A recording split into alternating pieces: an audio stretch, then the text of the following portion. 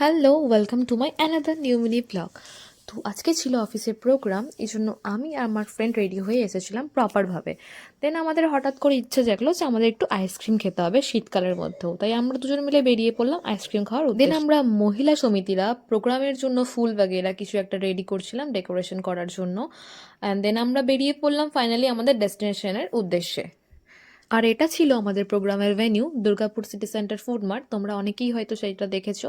And then আমরা গেস্টদের welcome করা मांगे गाहे तब जय गाथा जन गण मंगलदायक जय हे भारत भाग्य विधाता जय हे। আমরা আমাদের জাতীয় সঙ্গীত গেয়ে ভারত মাতাকে সম্মান করে আমরা আমাদের প্রোগ্রাম শুরু করে দিয়েছিলাম। আর এখানে আমি আর আমার চুলবুলি ওয়েট করছিলাম কখন আমাদের প্রোগ্রাম শেষ হবে, আমরা স্ন্যাক্সের দিকে যাব।